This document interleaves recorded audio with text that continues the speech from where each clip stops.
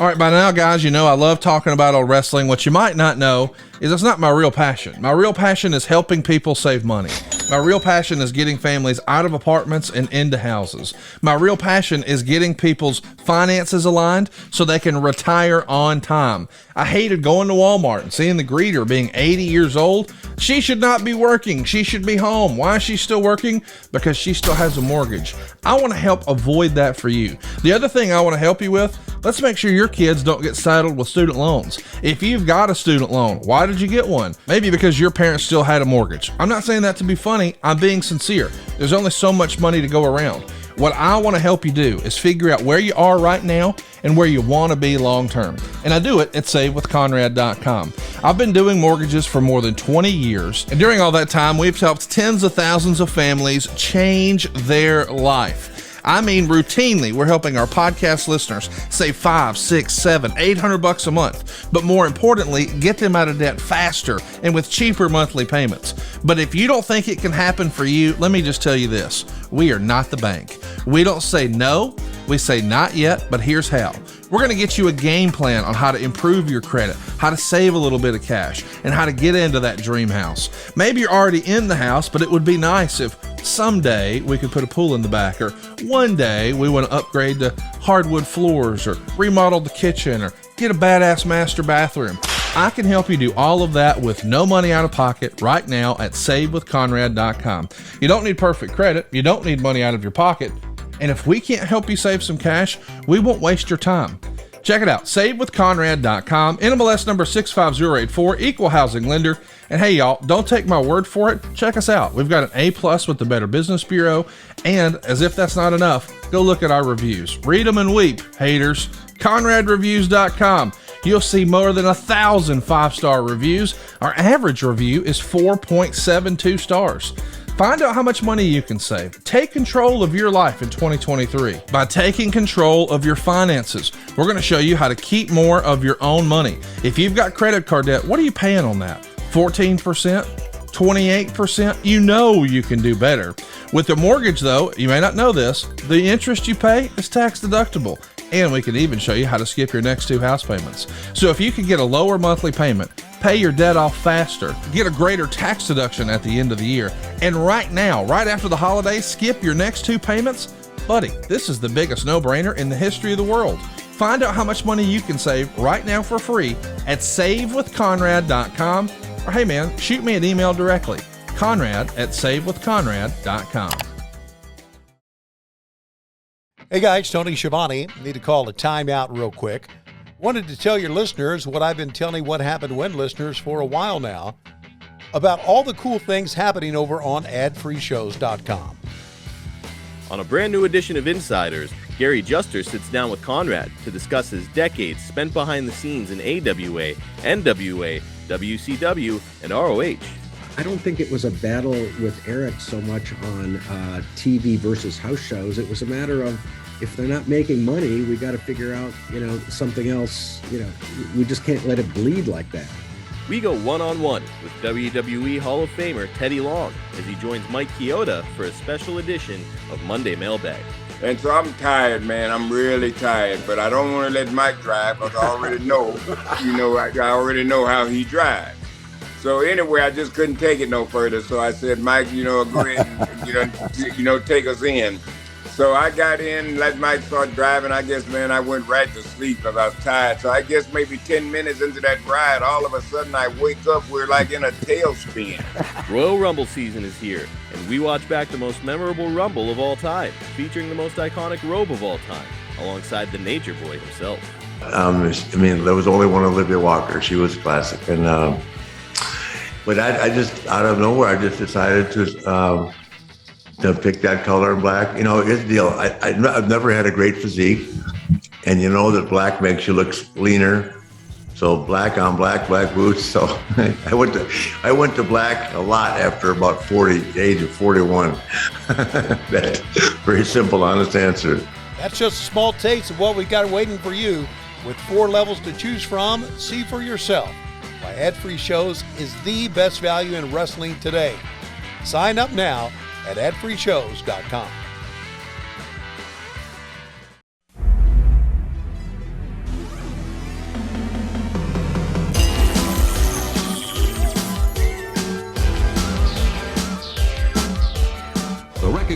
symbol of excellence in sports entertainment.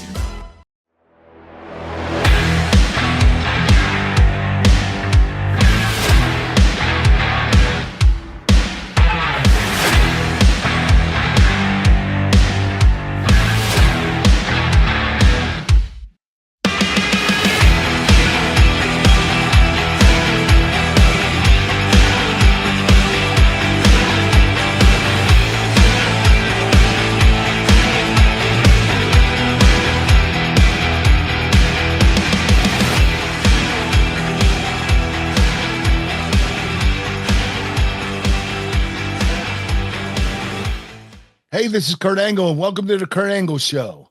On the show today, we'll be talking about a guy whose arm I broke. But first, let me introduce to you my co-host, Paul Bromwell. How you doing today, Paul? Hey, Kurt, I'm doing great, man. It's good to see you. I just said in joking as we clicked on here, I'm sure you're tired of seeing me.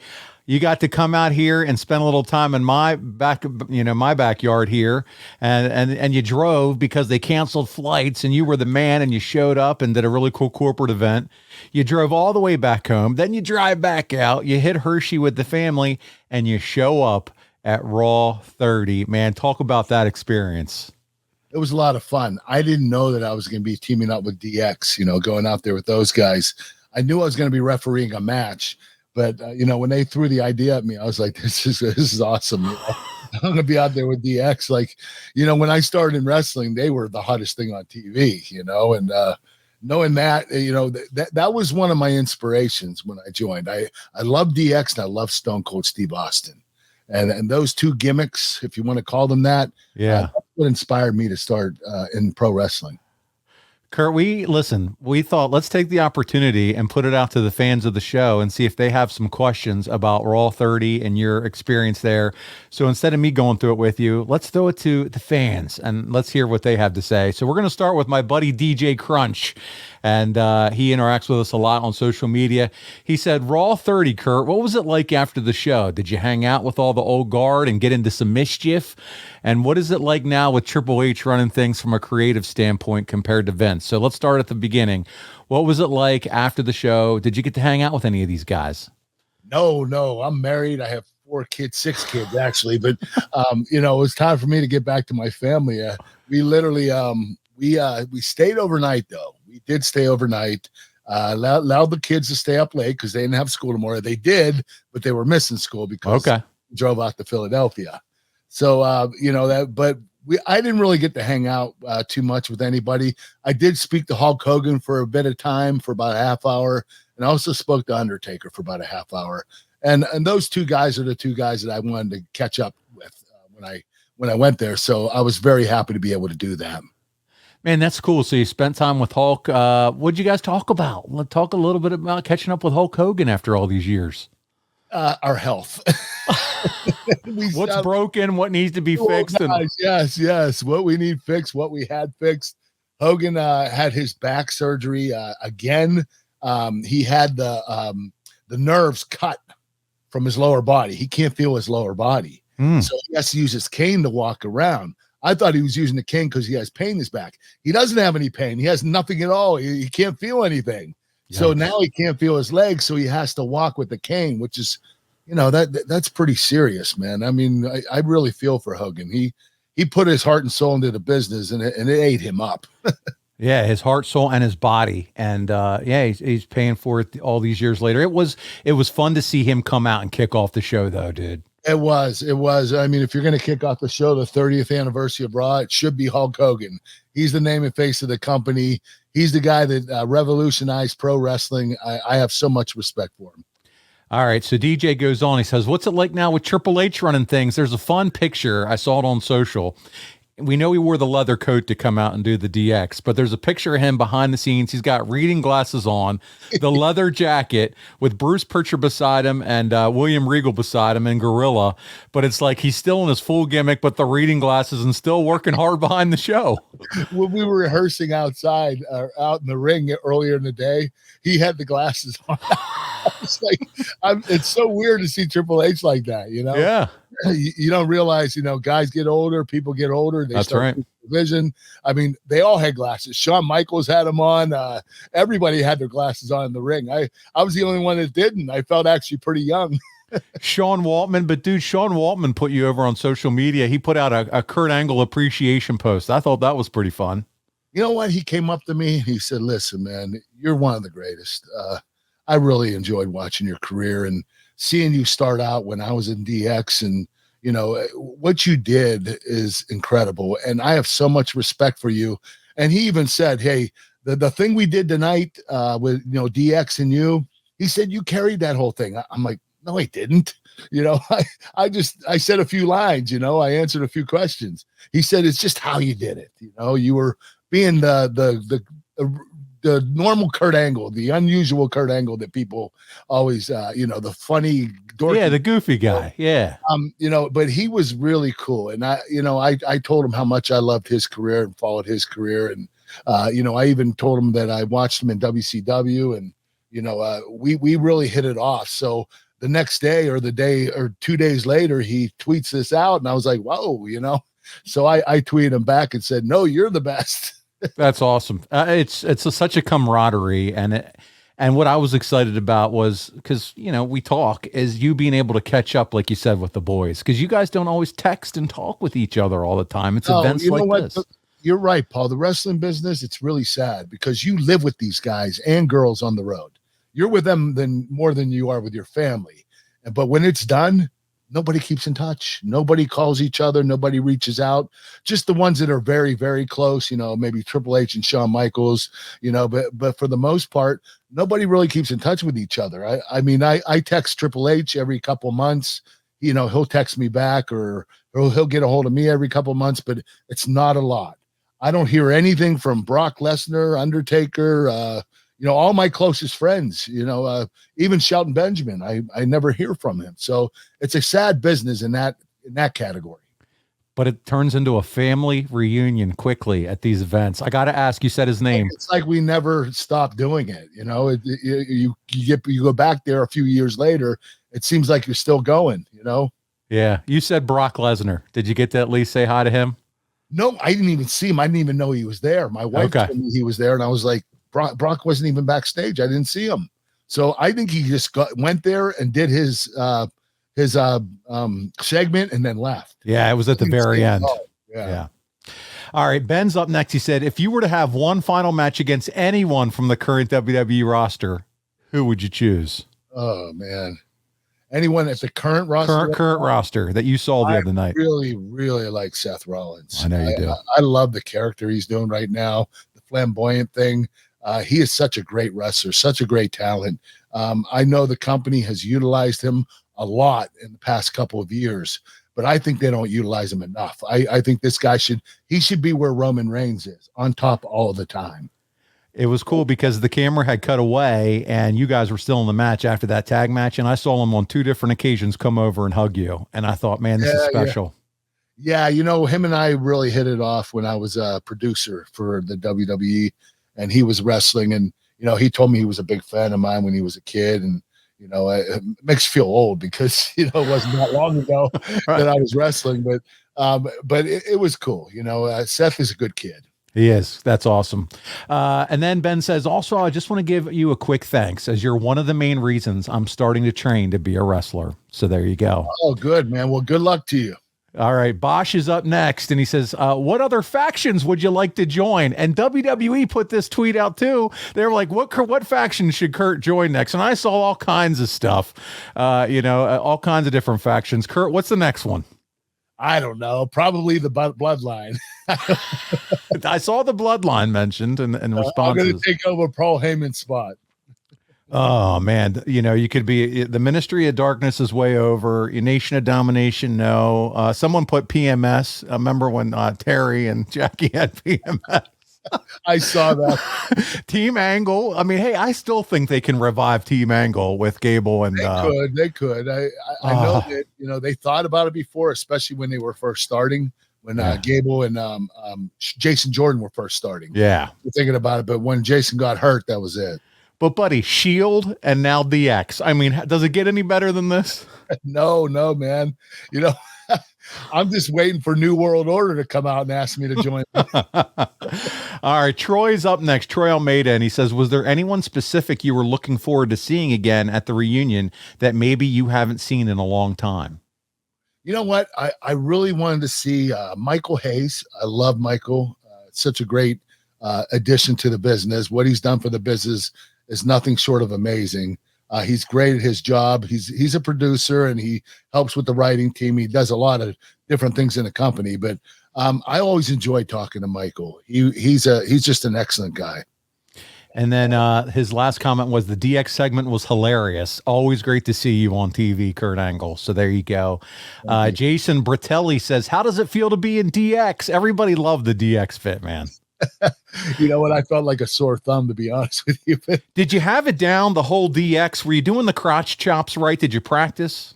No, I did practice once, and it was like 1, 2, 3 up, and then the big one. And I didn't quite get it right. I saw Sean trying to help you with timing. Yeah. But you know what? They wanted me to kind of a little be off. Little, they wanted me to stand out and look like I was an idiot. So I hope I did that properly. You always do. That's the best. That's the most fun side of Kurt Angle. Kieran has a fun question. How much of a fun challenge or how much of a challenge was the heat under all those layers on Raw on Monday? All those shirts. God, I had 3 shirts on, and that referee shirt was really thick. I mean, that thing was really heavy. But you know what? Triple H came up with that.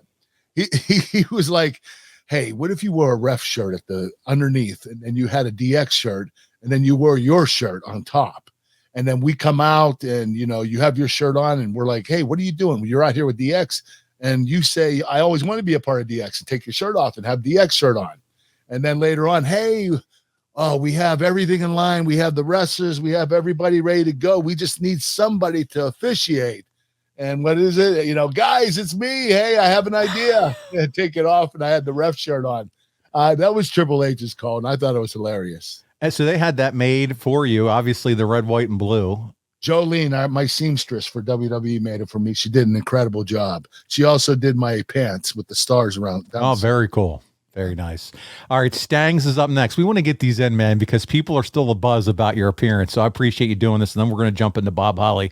He said, what is the general feeling backstage when the boys get back together again? For a fan, it feels like literal magic. You know what? Everybody gets excited, especially the people in the groups that they're in. DX was fired up all day long. It was like they were doing it all over again. And so it was really cool to be a part of that segment. It was really cool. I mean, these guys were so excited. They were acting like little kids in a candy store. It was like it was like 20 years ago again.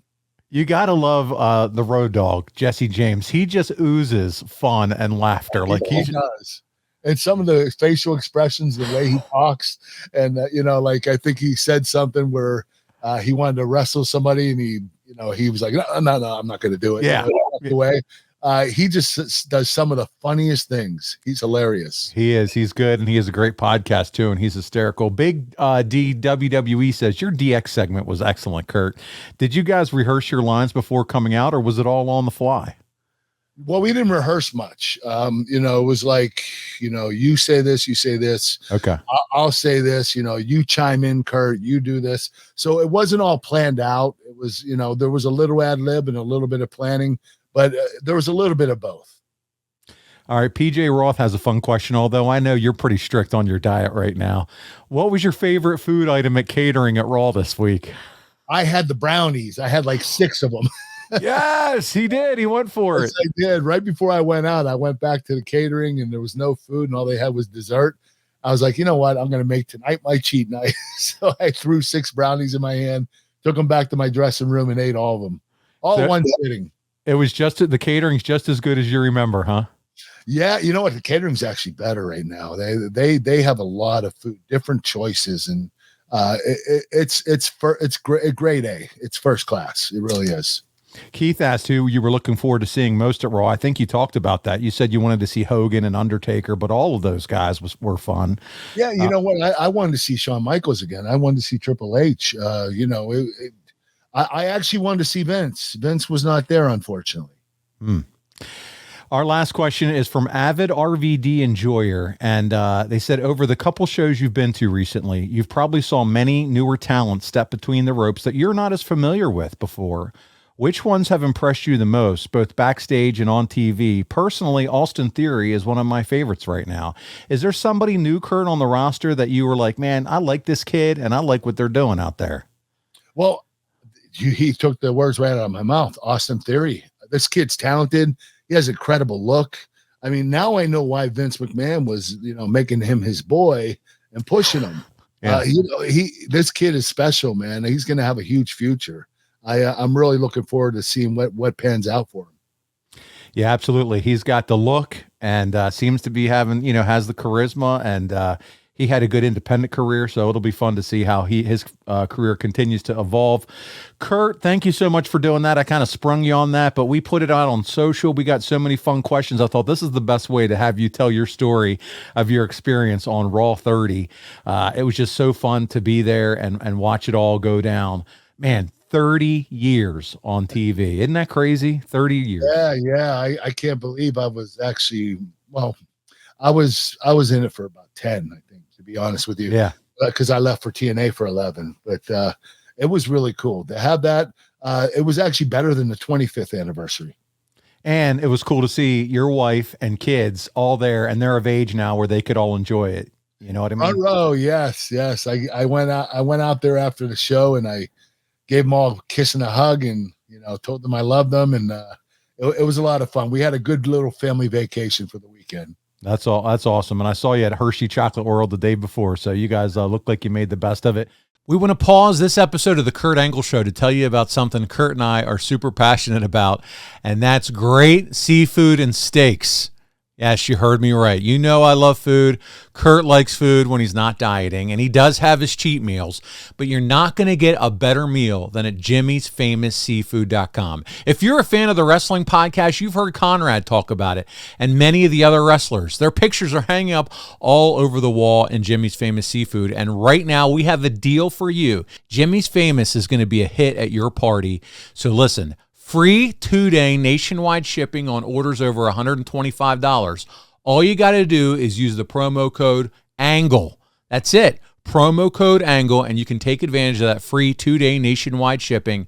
Now, it excludes steamed crabs and fresh items, but listen what you can choose from. I'm talking Maryland crab cakes, soups and chowders, oysters, signature steaks. They have so many different items. I'm talking barbecue spare ribs, wings, crab dip.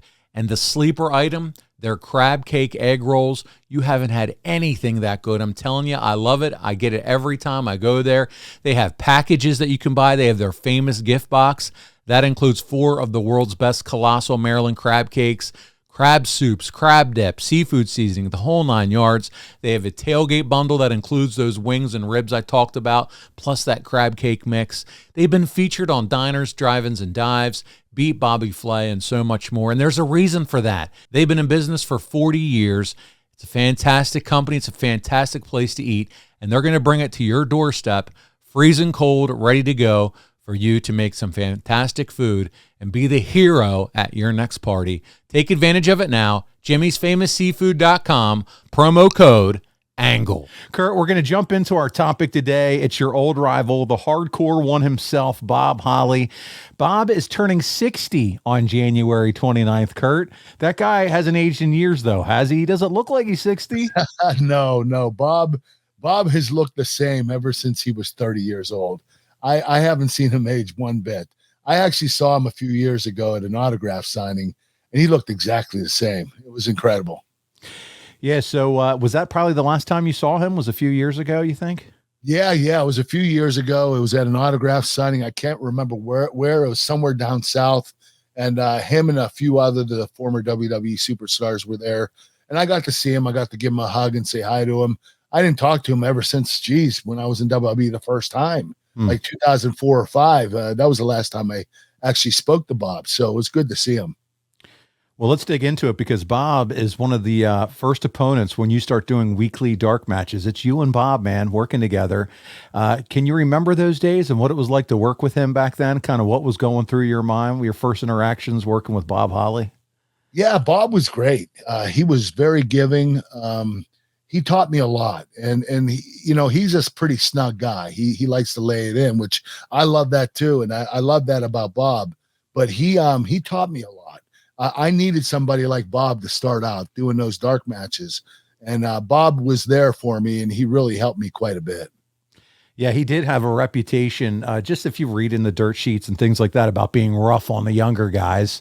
And so did you feel that a little bit with him when you would mix it up with him in the beginning?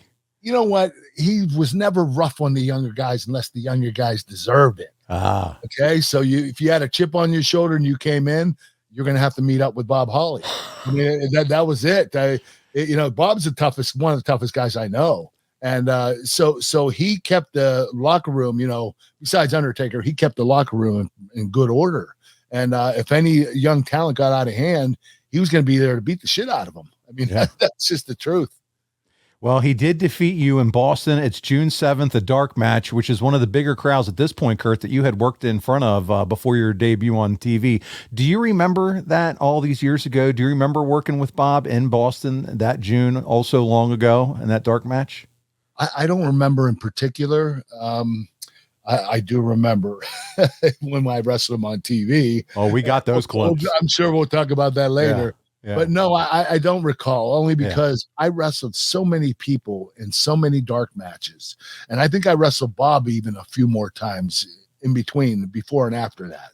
So I don't specifically remember Boston, but I'm sure it was a great match. I'm sure Bob led me well. And we're talking way over 20 years ago, because your first match would come on TV together, and you two were teaming. And it's in San Jose on April 6, 2000. You would ask Bob to be your partner in a tag team match against Christian and Edge. Man, we're really putting the names together now. And it's one of your first big babyface pops. Edge and Christian would get the win, and you blame Holly for losing, and he beats you up and leaves you laying in the ring. And this would eventually lead to you, Edge, and Christian becoming that three-man group. So, Team Mac. Yep, that's right. That's right. Talk about working with Bob, putting matches together. What was that experience like? Was he difficult working with him, putting matches together? Was it pretty smooth? What did that look like? Well, considering my experience at the time, Bob pretty much put the matches together. He structured all of it. He was really good at it too. He knew how to tell a story. He had great psychology.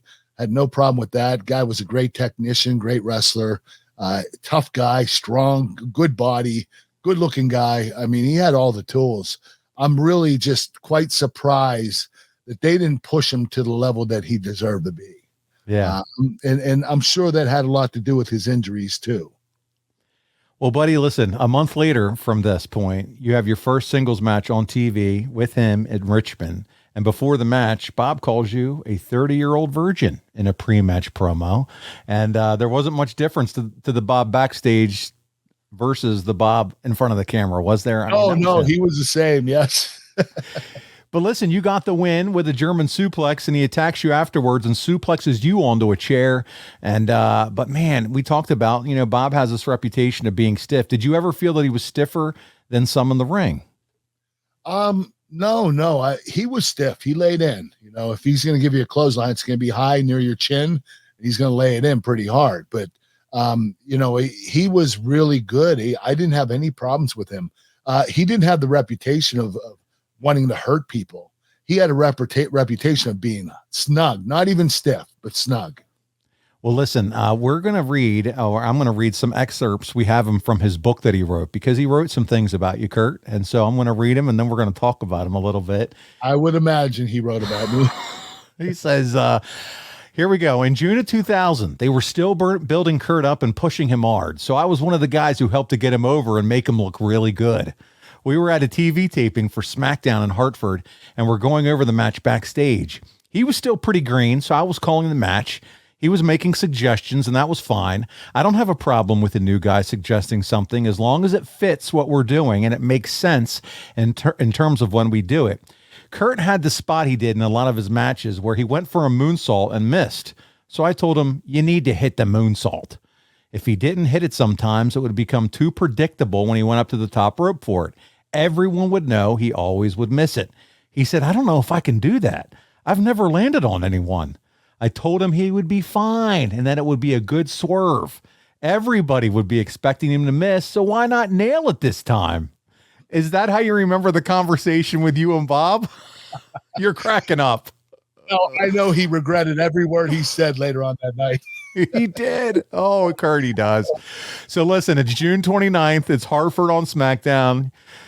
Let's take a look at the clip, Kurt. It's our first clip. We have 3 this week. I've never seen this before. Oh, here we go. We got it. Let's check it out. I realize you guys aren't very quick, so I'm going to make this really simple. I'm no longer Kurt Angle. I would like for you to call me King Kurt. King Kurt? Very good. Actually, you're picking this up a lot quicker than I thought. It's actually your version of an emperor or a warlord or head ninja. Ninja? Or whoever rules you guys. I'm not really sure, but the point is... What the hell are you talking about? They're not stupid, they're Japanese. Excuse me, did I summon you? What's the Japanese word for commoner? I'll call you. I'm in there. Forget about it, whatever. Look, I can see you're having trouble communicating with these guys, so I'll just leave. You just kicked my crown. You can't kick my crown. You don't like me kicking your crown? How about if later tonight I kick your How you like me now? You kicked my crown. All is right with the world now that Kurt Angle's the king of the ring. He's a grown man wearing a crown. He's a what? A grown man who wears a crown. You know something, hardcore? There's something wrong with that? I don't make fun of you because you dye your hair. Or what's left of it, anyway. Right. I don't make fun of you because you couldn't afford an orthodontist when you were growing up, and now you have these protruding buck-like teeth. Oh, no. Buck-like. But yet you choose to mock me by kicking my royal crown and costing me thousands of dollars in damages. It's damage. To me, you're no different than anyone else here tonight. In fact, you're just like them. Jealous, foul-smelling peasants. Oh. What? I mean, do you realize how hard it is to find a crown repair shop in this city? It's true. It's true. There's no other royalty here. Or what you people in Hartford would say. It's true. Now call me a moving van so I can get the heck out of this town before I kill myself. Let him eat cake, King Kurt. Angle's nothing but an egomaniac. He's not too intelligent. Oh, 3 out. Kurt Angle went low to Hardcore Holly. Desperation maneuver by Angle. A low blow, Hardcore to his knees. Both these men in tremendous shape. Come on, King Kurt. And Kurt Angle, King, got the advantage in this matchup with that cheap shot, that low blow. And now he hopes to capitalize up there in the high rent district. Look at this Beautiful by Kurt Angle. Beautiful, the best I've ever seen in my life. Into the ribs of Hardcore Holly. Wow. Hooks the leg. Could be it. There's 2 and somehow Hardcore Holly kicked out again. What? Can you believe this match? But I'll tell you, King, it really looks like Hardcore Holly may be hurt. That left arm of Hardcore Holly's was seemingly injured on that moonsault.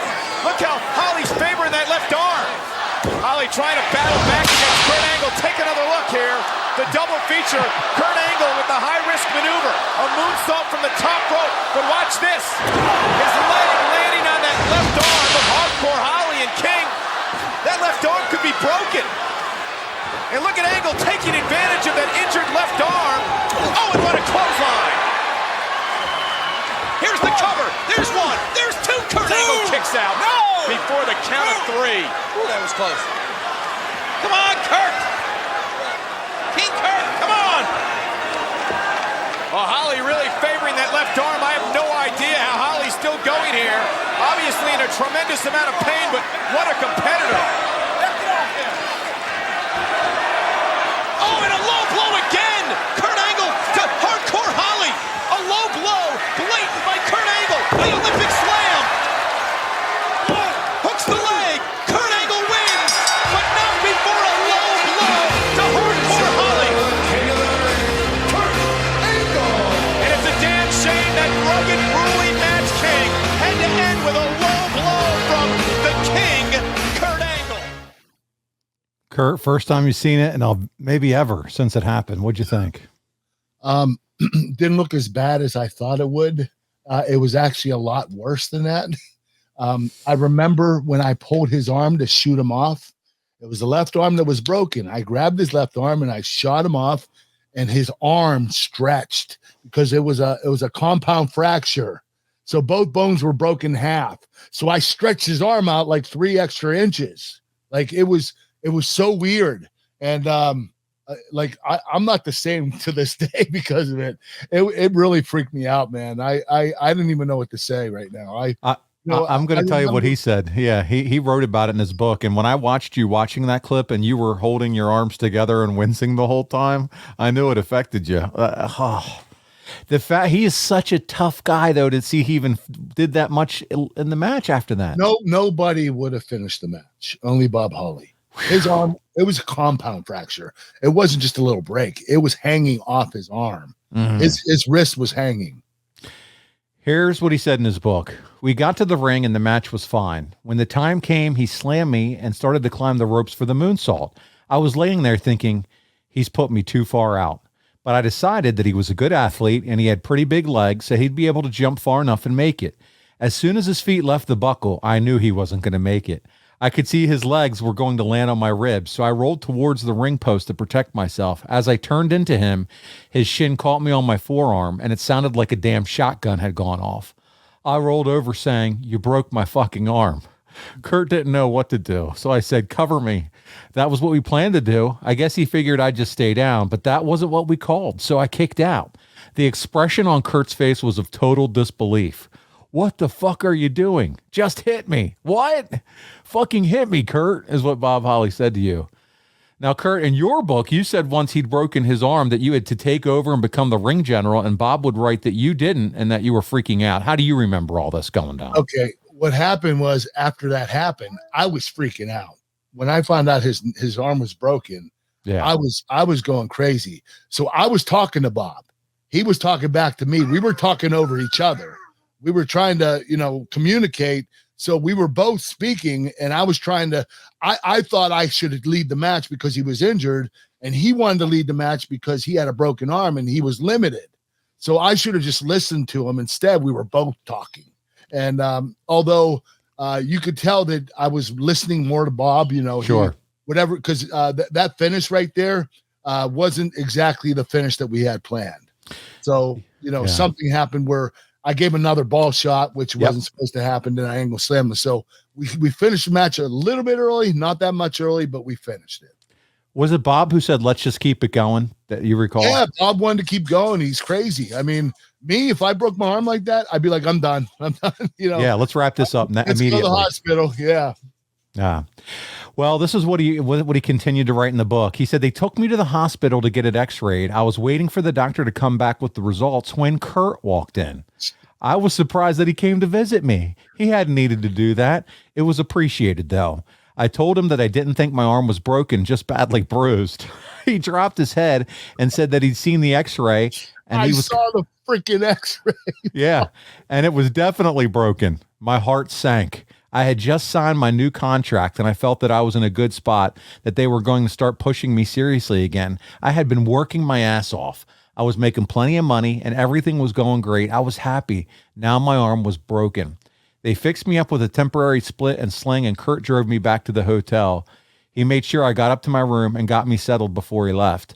A while later, there was a knock on my door, and it was Kurt, and he had brought me up a bunch of food.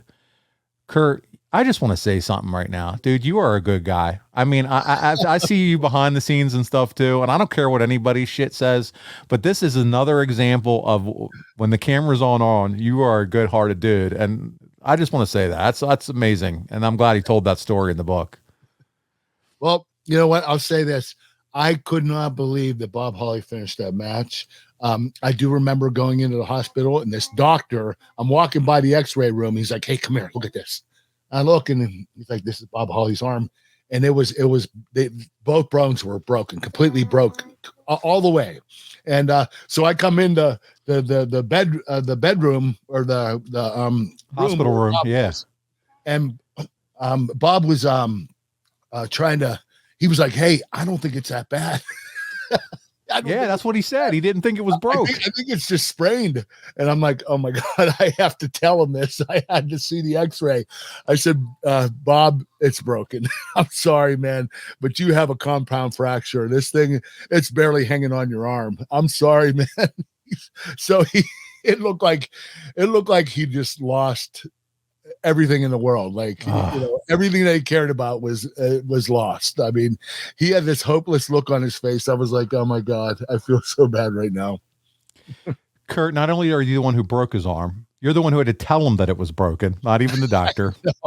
So you deliver the bad news. That's the last thing I wanted to do. Jeez. But then you tucked him in at night and you gave him a nice meal. So you were full circle with this whole Bob Holly broken arm thing. But you just sounded like you felt terrible, obviously, about the whole thing. Yeah, it was a bad scenario for me. I mean, you don't want to have the reputation of hurting guys. And this gave me a little bit of a reputation. I mean, this was a careless spot that I didn't practice. I never practiced doing a moonsault, never figured where the person should be laying when I land on him because I never landed on him before. I should have practiced that earlier in the day, and I didn't. But I'll tell you this, Bob Holly, he should have had a better career, and he should blame myself and Brock Lesnar because we both injured him at the highest points in his career, and I feel badly about that. Was this, I guess, up until this time, because again, this is still, you had hair, you're still doing your early rookie stuff, and this is early on in the business. So, but up until this point, this is the worst injury you've ever encountered in the ring. Is this the worst injury that you ever experienced in the ring through your career that you can remember? That wasn't mine. Yes. That wasn't yours, correct? The one when Brock hit me over the head with a chair, he really brought it, man. I mean, when he hit my head, my neck cracked, literally. Like the bones of my neck cracked right down my neck. 4 broken vertebrae. It was horrible, but that was the worst thing I had done to me. But not done to me, I'd say, yeah, Bob Holly was definitely the worst injury. I think Bob Holly, Lesnar trying to do the shooting star press and not sure what happened with his neck, but he got up and kept walking like Terminator. He's a freak of nature. That's why it didn't even hurt him. Gave him a little concussion. He just forgot who he was for about 10 minutes. Kurt, the wait is over because it's time to introduce to our audience the gold medal in quality meat. And I'm talking about steak, chicken, and pork, all with free shipping. And it's Backyard Butchers. Man, they're serving up, Kurt, restaurant quality steak boxes right now, and it's available online. I'm talking about bulk meat specials. They're responsibly sourced from American farms. That's right here in the good old USA, and they're delivered right to your doors. And for a limited time, Backyard Butchers is offering our listeners, Kurt, me and you, our listeners, for 15% off, free shipping, and 4 free ribeyes for life with every subscription. So imagine opening up a box of high-quality steaks and being able to recreate that steakhouse experience right in your backyard at less than grocery store prices. Buddy, there's inflation going on everywhere. And if you don't have to pay that middleman, then don't do it. They're going to ship right to your door. And dude, listen, not only will you get steaks, I'm talking burgers, chicken, like I said, and pork. And there's no other meat delivery service that's going to be as fresh and as good as Backyard Butchers. The best part, as I said, they cut out that middleman. Kurt, the folks at Backyard Butchers are also wrestling fans. They're one of us. They like ankle locks and Olympic slams. So come on, guys, you can support the brotherhood and get your hands on some of the best steak, chicken, and seafood. They sent both of us a box of steaks and burgers a few weeks ago, and it's been a big... I tried them. I tried the burgers. I tried the steak. They're awesome. It's fantastic, guys. So go on, be like Kurt Angle. Get on board Backyard Butchers. Visit backyardbutchers.com as I butcher their name, backyardbutchers.com, and use promo code ANGLE to get 15% off your order and free shipping on 4 free ribeyes for life. Once again, it's backyardbutchers.com and use promo code ANGLE. Get 15% off your order, free shipping, and 4 free ribeyes for life. And we want to thank Backyard Butchers for supporting the Kurt Angle Show. The food's incredible. You're right, Paul. There you go. So, Kurt, Bob continues in his book, and I want to keep going here because I want to get your reaction as he continues to talk about you. He says, when he left, he asked me what time my flight was in the morning so he could help me get to the airport. I said he didn't have to do that, but Kurt insisted. That's the kind of guy Kurt Angle is. I didn't even know him that well. He'd only been around a few months, and he was doing all that. It says a lot about his character. Just turning up at the hospital to check on me was enough. But the next morning, he showed up at 4 a.m., he brought me breakfast, helped me pack my bags, carried them for me, checked me out of the hotel. He checked me in at the airport, and he went above and beyond. Whew, Kurt, you really went out of your way here for Bob. I mean, you can just tell that you are a good-hearted man, and I don't know what to say, dude. It's just amazing what you did for him. You made a big-time impression on Bob the way that you acted about this. Well, I had so much respect for Bob, and I felt so badly about what I did. I just wanted to make it right and do whatever I could to help him. I mean, this poor guy, he broke his arm. He got his career taken away temporarily. The money, he wasn't making the money anymore because you have to work to make money. And I felt so badly about that. And, you know, it was my responsibility. So I felt that I was responsible to take care of him as long as I could while he was near me. And so I did that up until when he flew home. Did Vince ever say anything to you about it after this, Kurt? Do you remember Vince bringing it up? No, Vince never said anything to me, which is really surprising. I'm surprised that Vince wouldn't, bring that up or at least rib me about it. Kurt, what about the boys? Did anybody give you heat or act like, hey, are you El Stiffo now kind of deal? Did they give you a hard time?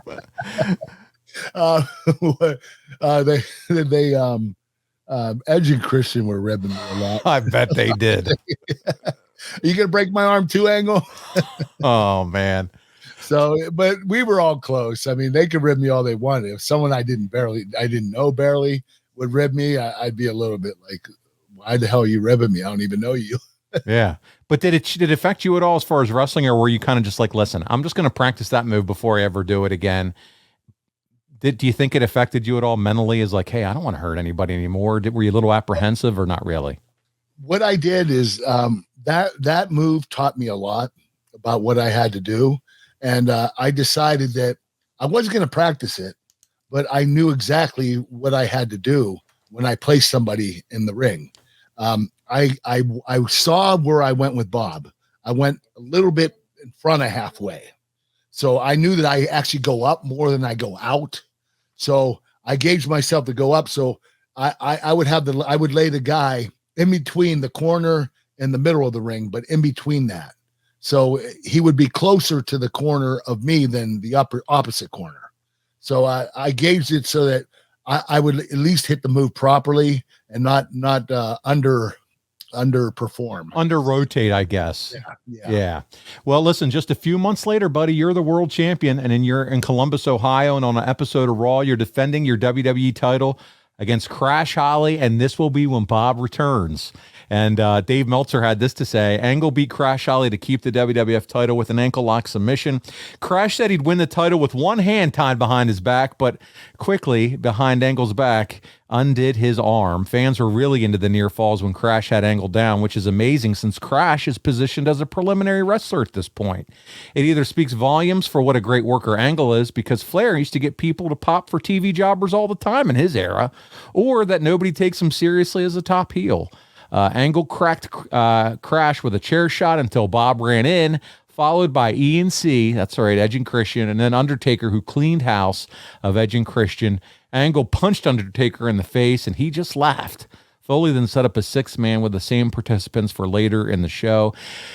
Kurt, while we're here, not many people talk about Crash since he passed away, sadly so young, but what did you think about Crash Holly? I loved Crash. He was fearless. He always wanted to prove himself. He was undersized, obviously. Everybody knew that. But he was a very special wrestler. He was one of those guys that was 5'6", but he acted like he was 6'8". And he carried himself that way. And that's why they made him Crash Holly, because he liked to crash into everybody. And I thought his character was awesome. I love Crash.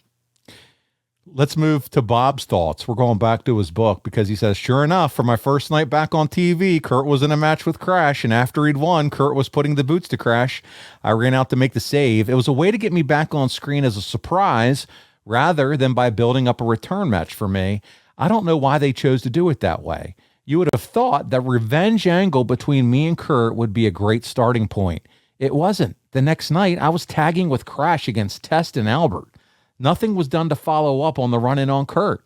Nothing was made of the broken arm. It was another opportunity for building me up, and they dropped the ball.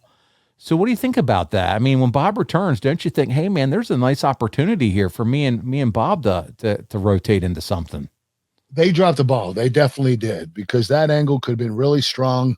I think the issue was at that particular time I was world champion, and I believe that maybe for some reason they felt that Bob shouldn't be in a world title match, which is freaking crazy. He definitely should. I can't think of any other reason why they wouldn't do it. But this would have been a great position to push Bob to where he deserved to be. I mean, having him face the world champion and maybe even beat me, and then I could beat him back and continue my title reign. But they dropped the ball with that. And it sounds like you would have been game to work a program with him at this point. I was game to work a program with him. I loved working with Bob, and I wanted to work with him. You had a built-in story already right there. And I'm talking about already there, already That's made. Right. Well, it's months later, Kurt, before you're back in the ring with him. This time it's SmackDown. It's May 3rd, 2001, when he would pin you. And after being distracted by Chris Benoit, who is wearing your gold medals, by the way, did the roles ever reverse? Did you ever call a match with Bob? Do you remember that? No, I didn't call a match with Bob. He was the more experienced wrestler. I trusted him. I didn't start calling matches till about 2 years into my career, were 2 years of TV. So that would have been after I faced Stone Cold Steve Austin when I beat him for the world title a year and a half into the business. That was in 2001. So I would say after that is when I started calling the matches. Well, buddy, listen, exactly 1 year later, okay, this is you and Bob Holly. You're back in the ring with him. And he would eliminate you in a number one contenders battle royal. And later on, you would then face off against each other. And there's some notes from the Observer, but that's our second clip of the week from June 602. We're going to watch the clip first. Here we go. It's you and Bob Holly. Angle slam! Angle going for the angle slam. Hardcore Holly countered. Angle with a shot to the midsection. This with a clothesline. Now Hardcore. Belly to belly. A belly to belly of his own. Cover on the outside leg. He's got him here. No. Angle just gets the shoulder up again. What a matchup between two great superstars here in the WWE. If you're not impressed with Hardcore Holly, you're an idiot. Oh, this is it. The Olympic jewels. I love this one. A shot to the lower abdomen. Lower abdomen? And Hardcore Holly setting Angle up.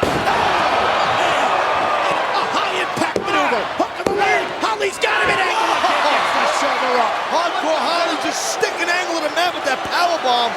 Real late kick out by Kurt Angle. Holly inches away. He cannot believe he didn't get the 3 count. I can't believe it. Hardcore Holly making a name for himself here tonight.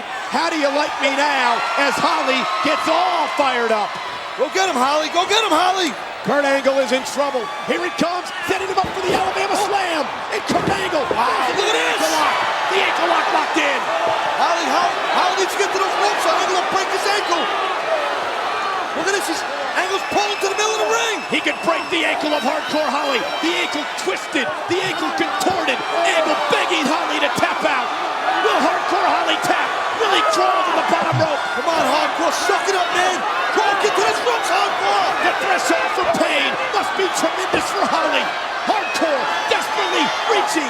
Desperately trying to get to the bottom. He does. Hardcore got it. Angle would have snapped that ankle. Let go of him, Angle. It's for the enziguri. And now Kurt Angle setting Holly up again. Right for a German. Angle with the Hardcore rolls it up. Angle rolls Holly up as well. Angle's using the damn ropes. Angle used the damn ropes to win. Damn it, Angle won with you. Damn ropes. Hardcore Holly took the fight to Kurt Angle and got ripped off right here on SmackDown. I can guarantee you one thing. This issue is far from over between these two. And Hardcore Holly upset and damn right he should be.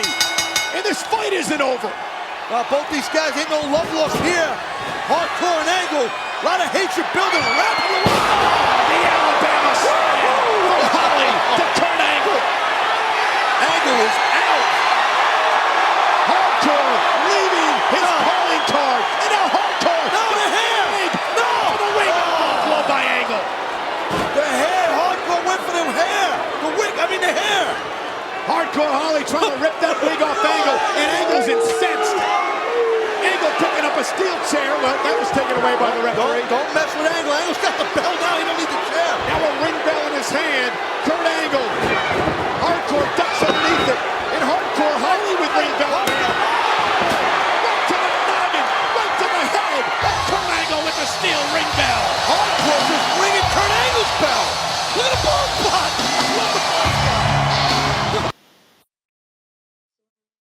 Man, what could have been? There's so much chemistry with you guys in the ring as I watched that match, dude. There could have been some classic matches. Oh, absolutely. Dave Meltzer says a great television match, 7 minutes. The commentators really tried to push Holly as a big thing. They were pushing so hard, it almost seemed they were trying to get him into Edge's spot as the next guy moving up. And Angle did everything in the world for him. At least he fit the part in this match. Angle won with the roll-up, holding the ropes. Holly laid Angle out once after the match with an Alabama slam, but went for the wig. Oh, that damn wig. That stinky-ass wig, as you've told us before. Yes. And Angle then gave him a low blow. Angle then grabbed the ring bell, but Holly got it away from him and laid Angle out again. But man, it just seemed like there was such a start and stop push for Bob as he would defeat you on the house show loop in Georgia as Edge was injured, but that was about it. And you would beat him on Velocity a week later, and that's it.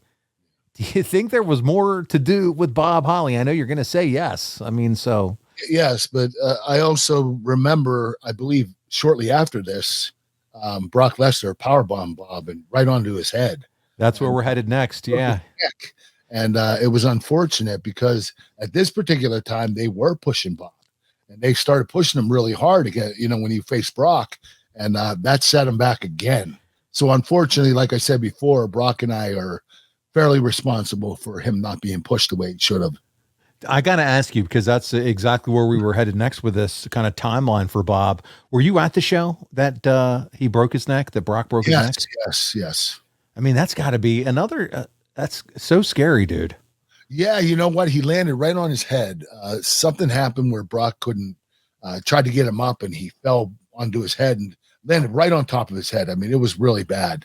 It didn't look as bad on TV, but if you slow it down and put it in slow motion, you could tell Bob messed his neck up pretty bad. Well, listen, Kurt, while he's out with his injury, he's put on a Tough Enough to be a trainer. And the infamous incident with Matt Capitelli takes place where he seems to take some liberties, and he roughed up Matt a little bit. Did you see the incident, and what did you think of that? You know what? It's Bob being Bob. I think that I do believe that Matt probably said something that got Bob fired up, or it was his attitude. It was something that was bothering Bob. Trust me, there was some kind of reason why he did that. Yeah. He doesn't just pick on kids for no reason. Yeah, that's what you're trying to make sure you get across there. He would return, and he's on your team for a match at Survivor Series in 2003, and it seems like he's going to be elevated for a shot against Brock coming off that injury. But man, I guess at this point, was his ability, or was his opportunity, should I say, to be a top guy pretty much over? I don't know. I mean, you have to remember, a lot of guys got injured after this, and you don't hope for injuries, but if you're a guy like Bob, you kind of want somebody to get injured so that you can take their place for a time being, or even or permanently. So there are a lot of injuries in pro wrestling, and that's why you have to be ready regardless. Well, listen, he would lose to Brock at Royal Rumble, and we'll discuss your time with him next week because we're going to be talking No Way Out 04, and that features a long-time TV match with Bob that you had, kind of the build-up to that. But he's always been talked about, Kurt, as a locker room leader. Do you remember some of the instances of that and seeing him in that regard? Yeah. Bob was a locker room leader without a doubt. I felt like if Taker wasn't there, Bob was in charge. Bob was one of the toughest guys in the company, and everybody had a lot of respect for him, and everybody feared him too. So it doesn't surprise me that Bob was the locker room leader. Buddy, listen, we were able to track down your last match with him. It was on Velocity, okay? And you'd work with him on a South Africa tour. And this match, like I said, took place on Velocity. And we're going to take a look, our last clip of the week. Kurt Angle, Bob Holly, their final match together. Let's watch. And now here comes Hardcore Holly. Hardcore Holly smelling blood like a shark is Hardcore Holly. It's that boot up. Angle ducks the clothesline. German suplex. Hardcore Holly counters. Got him. no, Angle. Angle rolls through. Too close to the ropes. Here comes Kurt Angle. Hardcore Holly, Alabama slam coming, and Kurt Angle had it covered. Kurt Angle had it scouted. Oh, and it looks like Holly's going to return the favor from earlier on. Yes! I don't think Kurt Angle had that scouted.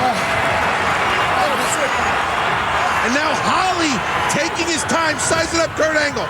Reverse DDT by Hardcore Holly. Cover, hooks the leg. God, oh no! The energy that was put into this match, Hardcore Holly failed to go chest to chest and cover Angle the right way. Otherwise, this one would have been over. And now Hardcore Holly, he's very comfortable up there on the top rope. And now almost a Lou Thesz press from the top rope. This may do it for Kurt Angle. No! And again, the cover. Hardcore Holly is tired and frustrated, going toe-to-toe with Kurt Angle and can't properly cover his opponent. Short arm reversal by Kurt Angle. Snatches Hardcore once again, and again, an overhead belly-to-belly suplex by Kurt Angle on Hardcore Holly. Say what you want about Kurt Angle, but he's a fine-tuned machine, and he can throw just about anybody. What a Saturday night. Kurt Angle now stalking Hardcore Holly. Going for the Angle slam. Got it. And Kurt Angle is going to pick up the victory. What a match between Kurt... Oh, my God. Oh, my God. Hardcore Holly somehow, some way dug deep. And you can read Kurt Angle's lips going, come on. Angle's got the straps off. And now, after multiple belly-to-belly suplexes, after belly-to-back suplexes, after the Angle slam, now the Angle lock, Hardcore Holly is going to be forced to tap out to Kurt Angle. Kurt Angle might have to rip the ankle right off Hardcore's leg because there's no way Holly's tapping out. Hardcore Holly rolled through, knocked off Kurt Angle. Here comes Angle. Alabama slam. No. Sunset flip by Kurt Angle. And now Angle rolls through, and there's the Angle lock once again. Oh! There is nobody better than Kurt Angle. And Angle's got his legs locked. He's grapevine the leg, and he's got the ankle. Holly's got nowhere to go. And Hardcore Holly, no shame in tapping out to Kurt Angle. Here is your winner, Kurt Angle. A hell of a match, a hell of a Saturday night. So there it is, Kurt. And listen, that was your last one-on-one match with him, but you guys would be together in the same match. It was a Winner's Choice Battle Royal, May 26, 2005 edition of SmackDown from Milwaukee. By the way, you won the Battle Royal. So there you go. But that would be it. You guys were together in ECW before you left the WWE, but you didn't work in any kind of a program together there. That might have been cool, a little hardcore ECW action. Oh, yeah. Bob would have been great. You know what? ECW, they were trying to change it up a bit. So having a brawler like Bob Holly in ECW would have been perfect. Yeah. They were bringing in technicians like me and brawlers like Bob and all the ECW former guys. You know, I think that Bob and I could have had a great program in ECW. And you know what? I wish it would have happened because it would have been one of my last programs in WWE. What a time period between you and Bob, from the beginning and now all the way here to the end of your time in WWE together. What is your opinion, as we start to wrap up the show and get into some fan questions, of Bob as a worker and as a person? And then I'm going to ask you, do you think he belongs in the Hall of Fame? But let's start first. What do you think of him as a worker and a person? As a worker, it doesn't get much better than Bob. He was really intense. He was great in the ring, great technician, had a lot of great moves. He knew psychology very well. He knew how to call it in the ring. He was an old school wrestler. That's what made him so different and so good. As a person, can't get any better. He's a solid dude. I mean, you could do nothing but respect the guy. And you had to fear him a little bit because he was kind of a badass. You know, you don't want to mess with Bob Holly. And, you know, even an Olympic gold medalist here, I'm admitting that as well. But what was the last question? No, it's okay. So Hall of Fame. Yeah, Hall of Fame. You know what? Did he put in the time? Yes, he did.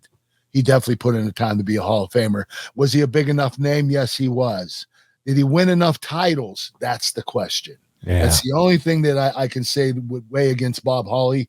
But if I were the one that would have to choose if he had to be in the Hall of Fame, I'd say definitely. If Kurt Angle got a vote on the Hall of Fame ballot as hey, you know what? I think former Hall of Famers should have like some kind of a vote where you guys get to have a collective vote. I mean, that'd be cool. We are Hall of Famers. We should be able to vote in. Yeah, like it's a part of it. Yeah. Like the certain percentage is like Triple H in the leadership team, and then certain percentage is the Hall of Fame vote. What do the current Hall of Famers think? Well, right? I know Triple H is listening, so do this. Yeah, right. Well, listen, let's get to some fan questions because they had some questions, and we'll do a rapid fire because I know we're getting close to that hour time limit. But DJ Crunch is first. He said, I've always considered Bob Holly to be underrated from an in-ring standpoint. Kurt often set the standard for conditioning and ability in WWE and TNA. Was he impressed with Holly's cardio and in-ring work? And did Kurt feel that Bob could hold his own? So what do you think? Cardio and in-ring work? Nobody worked harder than Bob Holly outside the ring, in the weight room, lifting, conditioning, doing cardio, doing sprints, running. Bob Holly was the most prepared athlete I've ever been in the ring with. That guy goes to the gym for 4 hours a day. He's an animal. So I'd say yes. Okay. James Chadwick's next. Here we go. Hey, Kurt and Paul. Kurt, if Edge didn't shave you bald at Judgment Day, would you have considered copying Hardcore Holly's hairstyle and go with the bleach blonde look? Best damn podcast in the world. James Chadwick, Chad Simpson, we love you. So would you do the bleach blonde look if you didn't shave your head like Bob? You know what? I wish I had as much hair as Bob did when he could do the bleach blonde. I don't have that much on my head, so I would look like a complete idiot. You know what? I'm bald all the way here. I have no hair up here. So it'd be around the back and the sides. That's it. I wear a ball cap just so that we don't look like twins anymore on the show, on video. I mean, just to mix it up a little bit. It's unbelievable. Andrew Dalton. Put our heads together. It looks like an ass. Yeah. 2 butt cheeks. Yeah. Andrew Dalton's up next. He says, legit tough guy in real life, Bob Holly? Oh, yeah, legit tough guy. Listen, he's the guy that kept the locker room intact. If anybody had any problems, you had a problem with Bob Holly. I'll give you a real quick story. I don't know if this, if the kid didn't know it or not, but I'll give you a story about Rene Dupree, a wrestler from Canada, had a lot of success in the WWE. We were at a house show, and Rene borrowed Bob Holly's rental car, and he parked it in an illegal parking spot. He got a ticket. Okay. Now, I don't know if Rene didn't know about it or if he threw the ticket away. Nobody knows that. Okay. So he gives the car back to Bob Holly, not knowing the ticket, whether he knew or not, I don't know. Bob didn't know there was a ticket either. He returns the car. A few months later, he gets a call from Avis. Hey, you have a parking ticket. You have to pay it. Bob says, when was it? What day? What time? He found out what day, what time, and he realized that it was Rene Dupree that did it. So Bob was pissed. He thinks Rene took the ticket off the windshield and ripped it up and threw it on the ground and got in the car. Now, I don't think he did that, but if Rene did that, then, shame on you. That's a rib. Yeah. A few weeks later, Bob's going to wrestle Rene in a wrestling ring at a house show. Renee's in the ring. Bob comes down with a fucking chair. He comes in the ring and beats the shit out of Rene. Rene had a black eye. He was bleeding everywhere. Bob ran him backstage to where we were and beat the shit out of him. We had to break it up and like, Bob, what the hell are you doing? And Bob got fined over it. I mean, this was a big deal. And Bob was pissed because he thought Rene knew he got a parking ticket and he tried to screw Bob over by not paying it. And you know what? I'm not going to lie to you. Rene had a little bit of a reputation of being a little cheap. I'm not saying that he buried the ticket or he tore it up, but I will tell you, I love Rene Dupree. He's got his own podcast, so I can't wait to hear what he says about this. I did his podcast. Yeah. And we had a great time doing it. We actually talked about this situation. Oh, good. Okay. But I don't think Rene threw the ticket away. I just don't think he knew he got it. But Bob didn't know either, and Bob was pissed. I mean, Bob went in that ring and beat the shit out of him. I mean, he could have killed him. That's how mad he was. Don't piss me off, Bob Holly. There you go. You know what? He could have done it with his fists, but he was like, this kid deserves a fucking chair. Wow. That takes Sparky Plug to a whole new level. When he first came in, he was Bob Spark Plug Holly. That's a spark plug if I ever heard it, dude. Yeah. Shit. Nick Lenz is up next. Kurt, is Hardcore Holly one of the most underrated workers in wrestling? Yes, he is. He deserved much more. He deserved much more success. He deserved more titles. He deserved a lot more from the fans. I mean, he was popular, definitely, no doubt about that. But he should have been at a level to where I was. All right, my buddy 2Count Kyle's up next. He says, Kurt, I read Bob's book last year and really enjoyed it. And we used that today for today's show. Why do you think Bob didn't go further in the company? Because he could work? Was he too good at getting guys over? Or did he not politic enough? Okay, he didn't politic, which was great. The thing with Bob is he had the opportunities, but I heard him, Brock heard him at those points in time when he could have been pushed, when he was going to be pushed. But the other thing was Bob's personality. The problem was he didn't have a lot of charisma. Okay, like there was a point in time in our match where he got the fans riled up. Bob doesn't do that a lot. If he would have done that more and showed a lot more charisma and more personality, I really believe that he would have been pushed to the moon. I just felt like he was holding back and he didn't want to, go into the uncomfort zone. You know? Get uncomfortable a little bit. Where he was, yeah. So you're trying to say is he would never perform like a sexy Kurt. We wouldn't see sexy Bob. No, you know what? And that's the thing. Bob could. That's the thing. He had a personality for it. He had the personality to do something like that, but he just didn't want to do it because he thought he would look like an idiot.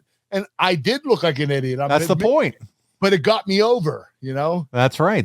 People want to see something that they can't believe that somebody's actually doing and putting themselves out there. Brad Stanton, our buddy Brad says, simple question. Do you like the name Hardcore Holly?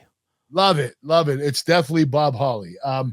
Although, when you think of hardcore, you think of chairs and ladders and stuff. But Bob just having that name next to him, it was like hardcore, like badass Holly. That's what he truly meant by it. He didn't mean like tables, ladders, and chairs. Oh my! He meant that I'm a hardcore guy. Yeah. Matt M, do you know instantly that the moonsault broke Holly's arm? No, but I didn't know what I hit. It felt like I hit a truck with my shin. Okay, I didn't realize that Bob rolled over and put his arm up to block, the move from hitting his stomach. And right there, man, I hit his arm, and it hit so hard.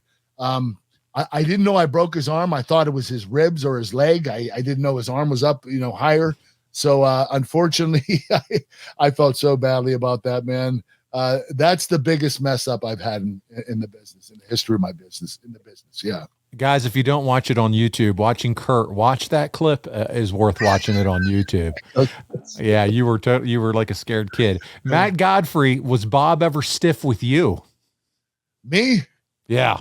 Well, I was stiff with Bob. You guys were snug with each other, you would say. Snug. I wouldn't say stiff. We were snug, though. We laid in. We both did.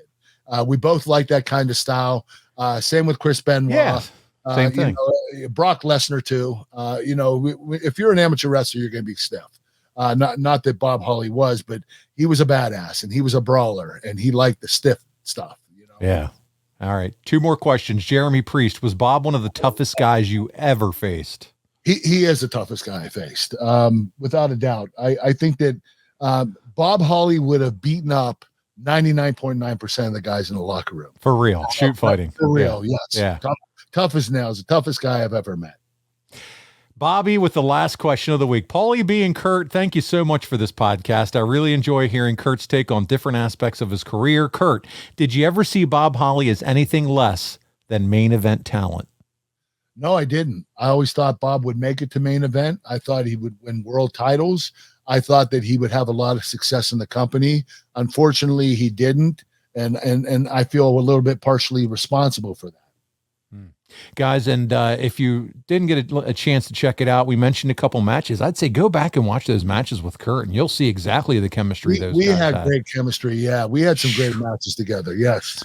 Well, next week, Kurt, it's No Way Out 2004, the night Eddie Guerrero defeats Brock Lesnar to become WWE champion. You wrestle Big Show and John Cena in a triple threat #1 contenders match.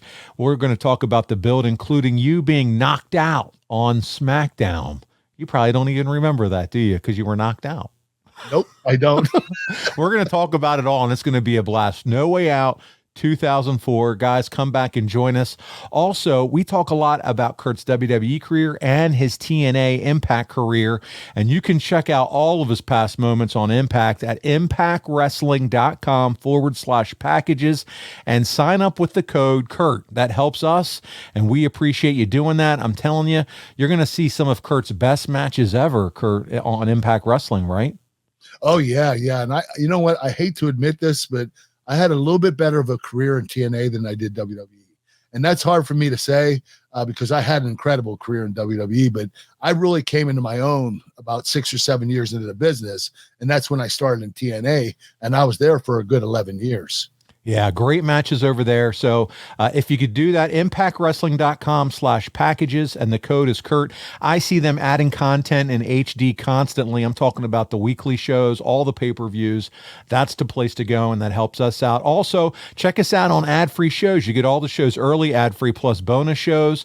Plus, you get to hear and see all the bonus stuff that they're working on. Conrad just talked to Gary Juster on the podcast. He talks about behind the scenes with the AWA, the NWA, Ring of Honor, and now MLW. And that's on a show called The Insiders. Guys, I'm telling you, if you're a wrestling fan and you love wrestling content and you want to hear stories you'd never heard before, go over to adfreeshows.com and check it out. You can find our merchandise and get a sweatshirt for this cold weather, just like I'm wearing right now, at boxofgimmicks.com. And you can look in the collections for Kurt Angle Show. And Kurt, I do want to show a sneak peek to our folks on YouTube, if I don't pull the headphones right out of my head as I do this. But there is something that is going to be added to the store, and I know because Kurt just autographed them for me, and we've shipped them to Box of Gimmicks to have them put on the store. 1 minute, Kurt, while I grab, and I want to show our YouTube audience what it is. Okay, play the elevator music. Yeah. Here I come. I'm not too far away, but guys, I'm showing now, if you're watching the YouTube, if you can see this, this is a picture of all the guests from 2021 that were on the Kurt Angle Show. JD Hoop, many of you are familiar with his artwork, designed this 11x17 poster. Kurt is in the middle with his Kurt Angle belt. It says 2021 with the Angle Show, and it's every single guest that was on the Kurt Angle Show with Kurt in the middle. Some great guests too, yeah. Rey Mysterio, Samoa Joe, Mercedes Varnado, formerly Sasha Banks, and so many others, Randy Orton and Edge. Kurt has autographed this poster, every single one. They are going to be on the store, and we're going to do a poster like this every single year. So our 2022 guests, JD will design one in a few weeks for us. 2023, this year, we're going to have guests. These will be collectibles from the Kurt Angle Show. And as I said, Kurt signed every single one of them at the top here in black, and they will be on our store shortly. And we're really excited about this piece. This is a true collector's item. And so you're going to want to keep an eye out on the Box of Gimmicks store for your 11x17 poster. We think this is really special. JD Hoop did a nice job. Kurt, I know you loved it when you saw it. Oh, I absolutely loved it. Loved that Randy Couture was on there, John Bernthal, Ken Shamrock, other non-wrestlers. Yeah, it was really cool to have all those guests. It's loaded, and it's everybody that you had on the show, Kurt. So we're excited about that. And next year's, the 2022 version, is going to be just as awesome as well. I mean, you think Adam Cole and so many others, Mickey James, Nick Aldis, and so that one's going to be designed soon as well. Jay Lethal, I mean, you name it, we had him on the show, so that's going to be fun. AnglePodLinks.com, that's where you can find us all. Show, merch, and socials. YouTube, subscribe and turn on the notifications to our YouTube channel. Kurt just did his Royal Rumble picks. Obviously, as this drops on the main feed, the Royal Rumble's over. You can see, did he pick it right? Did he pick the winners right? We're going to start doing once a month exclusive videos to YouTube, and our first one this year is his Royal Rumble picks. So you want to check that out. Kurt, I'm tossing it over to you. It's physicallyfit.com, my friend. All right, physicallyfit.com. We have chicken snacks and Snack Smart Crispy Protein Bites. One's chicken protein, one's organic plant protein. There are 11 different flavors, all delicious. Cinnamon swirl, buffalo blue cheese. There is sriracha, sweet barbecue, a lot of great flavors. You're going to love them. It's high protein, low carbohydrate. Go to physicallyfit.com to order yours. You use the AnglePod, the code AnglePod for 20% off. And if you want to become a lifetime member and get 20% off forever, go on the website and sign up for the membership, and you'll get it. So go to KurtAngleBrand.com for these.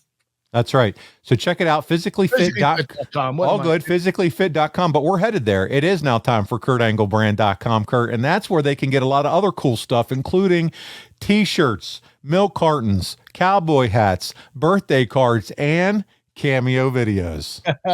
And T-shirts too, man. We got the whole ball of wax. He's got it all over there. If you want an autographed photo, any of those items, I'll sign it and send it back to you right away. There you go. Well, listen, we had a lot of fun this week. Raw 30. You got to hear it all from Kurt. You got to hear everything Bob Holly. And I know we're looking forward to next week's show. Again, No Way Out 2004. On behalf of your Olympic hero, Kurt Angle, this is Paul Bromwell, and we're going to see you right back here next week on The Kurt Angle Show.